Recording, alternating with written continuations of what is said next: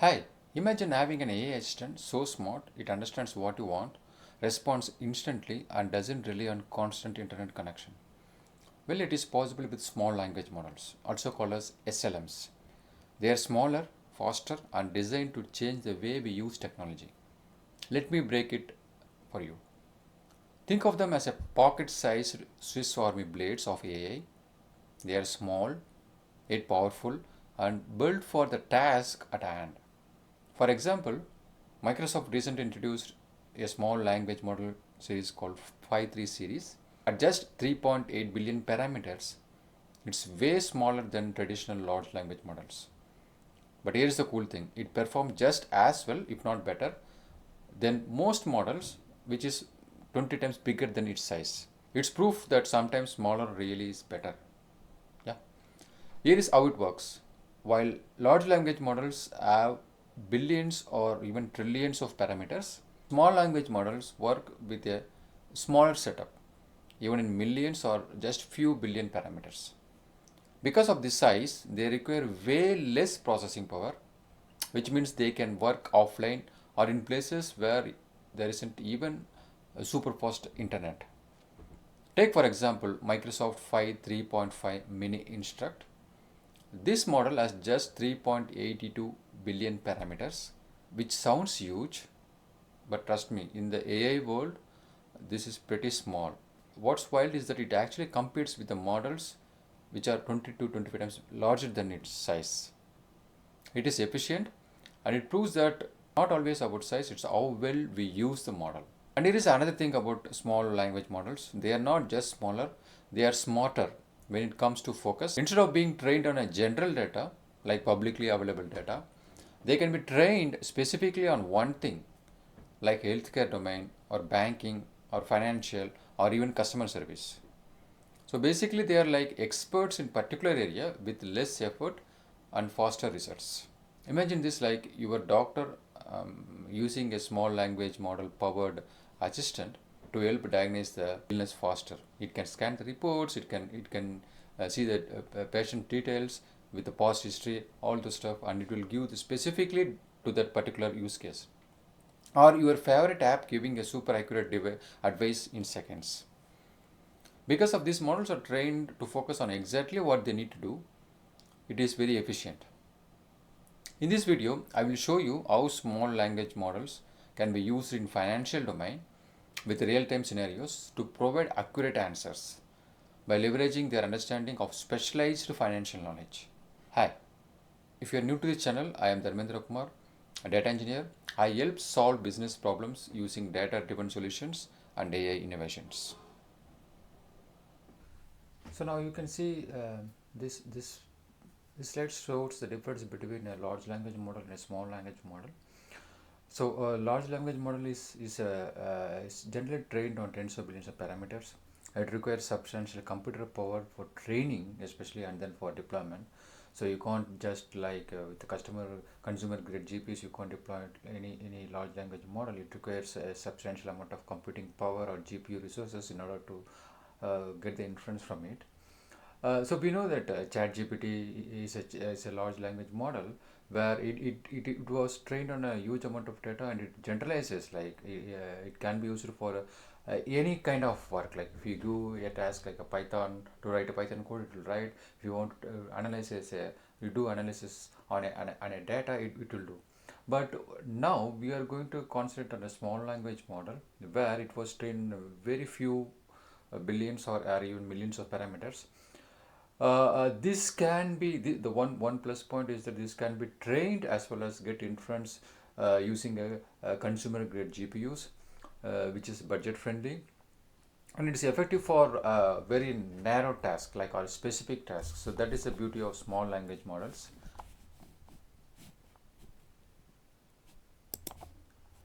As we already discussed, the main thing is that cost effectiveness. Small language models require significantly less computational power due to their fewer parameters and simpler architectures. This translates to lower hardware expenses.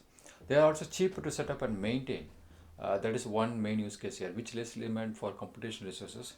So, and also the ongoing operational costs such as data storage, processing power, and other headaches has been minimized because of this size. Agility. The smaller instance allows the quicker iterations and deployment cycles.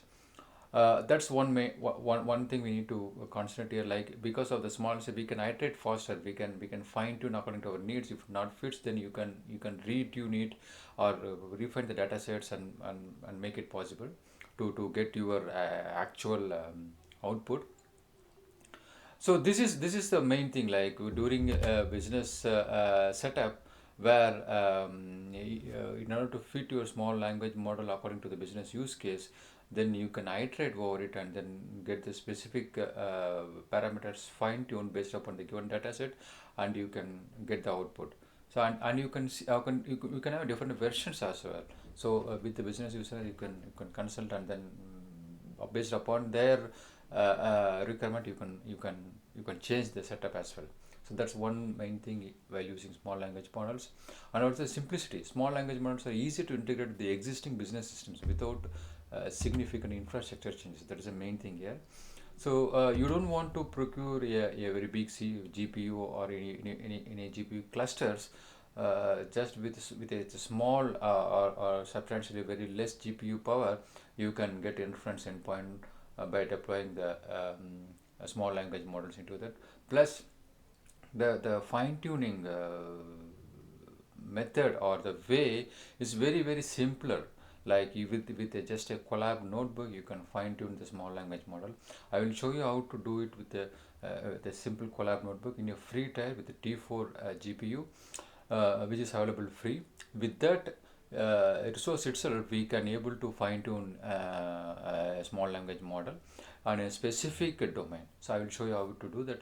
So that's one plus point why we go for small language model, apart from all other points. So that is easier to integrate. That's one thing. And other thing is that, like, because of the size, and the way you want to fine tune, you are not going to change the weights or whatever it is. Like, you are just going to fine tune based upon your requirement, and that will take very less amount of time plus resources. So I will show you in the next part how you can fine tune a small language model. Especially, we are going to take Microsoft's Phi-3 mini instruct. So we are going to fine tune that particular small language model on a financial domain data set. So I will show you the difference between before fine tuning, what will be the output, and after fine tuning, what will be the output. Let us dive into the demo.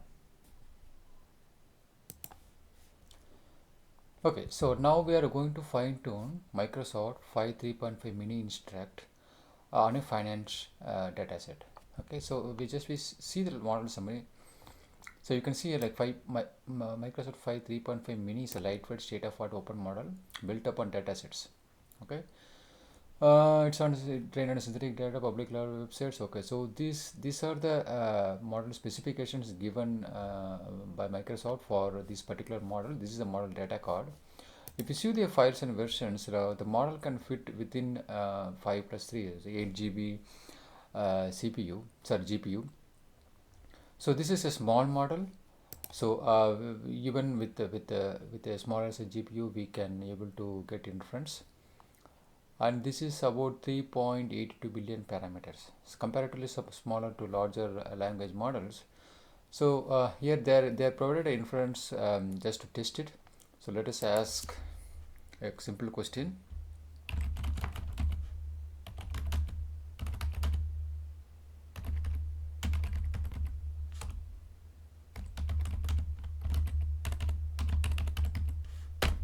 This is a basic question. Oh, okay. So it is giving an answer pretty fast. Yeah. So now this we will going to take this particular model, which was trained in 3.82 billion parameters and having a size of about 8 GB. We are going to train this model on the dataset which is called AdaptLLM finance task dataset. So this is a dataset where they have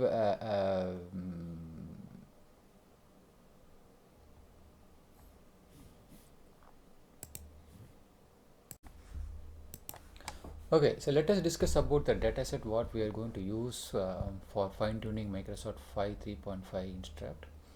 So this is a finance dataset. So I got it from AdaptLLM Finance Tasks. So this repo, so this is the description. So they say this repo contains evaluation datasets from this particular paper. So they explore continual pre-training of domain-specific corpora for large language models. So while this approach enables LLMs with domain knowledge, it significantly adds a prompting ability for question answering. Okay. So inspired by learning via reading comprehension. Okay, so this is the main concept they propose.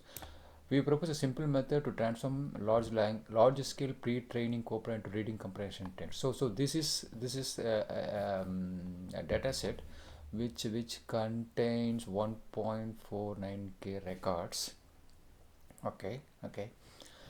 So improving prompting performance across biomedical, finance, and large. Okay. So our 7 billion model competes with much larger domain-specific model like Bloomberg. Okay. So they say they can able to compete with this particular data set. They train the model, and that model is capable of competing with the Bloomberg GPT 50 billion model. Okay. Let us see how it works. So they have the data set. So this is the data set. So I will explain what it contains actually. Okay. So this is the same thing. Okay. So here, so they have a typical question and answer, and the final output should be just the model should give only the answer, final answer based upon this question. You should not give any steps or how it calculate, or you should not hallucinate. Okay, so there are series of questions given here, and based upon this it has to give the answer. So let us take this particular question and ask directly with Microsoft Phi 3.5. Let us see what it gives.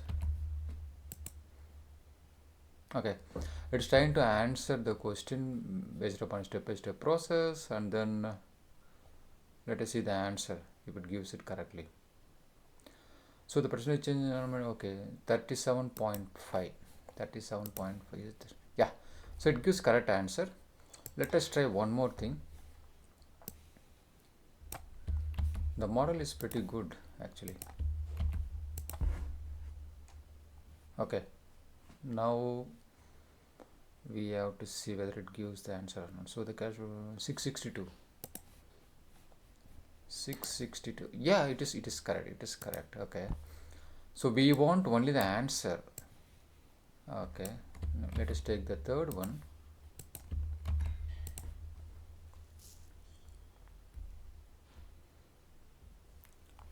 So there was increase 7,000. Is it 7,000?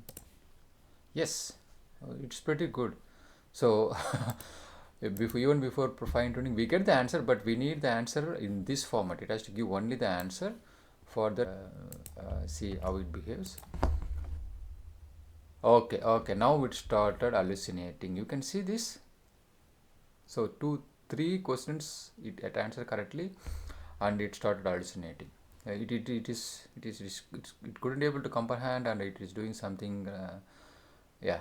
So these things we couldn't expect. Okay. So this is small model. That's a problem here. So even though it was robust and good enough to do the task, but when you give these kind of questions like 1, 2, it answered correctly, but the third or fourth one it was hallucinating. To overcome this, we are going to fine tune. So let us see how we are going to fine tune. Okay. So I am using a simple technique using unsloth. So I just tweaked the unsloth collab notebook to fine tune Python mini instruct on this particular dataset. The simple like you can I will share the notebook. So this is just getting like whether we have a NVIDIA GPU or not. So I'm using T4. If I can run it here, it will take some time. So that's why I already ran it, and then now I'm showing the output here. So these are like already pre-built code which is given in by Unsloth to start processing the models or fine tune the models. So here these are the models supported right now by Unsloth to fine tune. The same thing we can take it and we can fork this particular code and then use it in AWS SageMaker also. So that I will show it in a different video. But for now, we are going to use Unsloth in Collab using T4 GPU. Yes, so I'm using Phi-3.5 mini instruct. So that's what we are going to fine tune on this particular dataset. And then yeah, these are all settings which I don't want to change anything. So whatever they gave, I just use as it is. This is enough for us to do the task. And then I do the data preparation. So this is also recommended by Unsloth. This is the format how the Phi-3 requires, like human chat conversation, like human assistant conversation in this format. So now here I am importing the dataset AdaptLLM finance tasks. So this is the actual dataset I'm importing. Then the split, this is split test. There are different splits here. Okay, and then I am formatting it. Okay, so I am formatting it in the form of see, if you see here, it has input and label.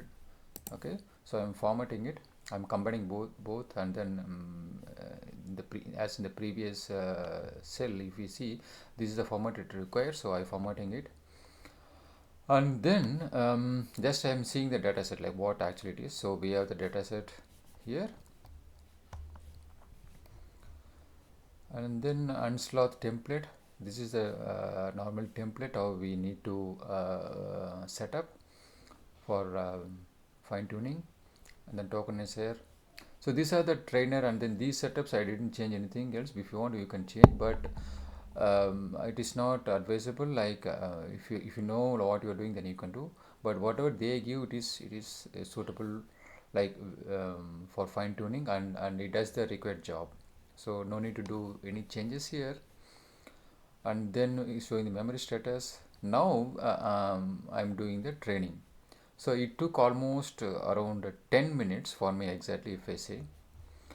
I did so 60 steps, I think. Yeah, 60 steps.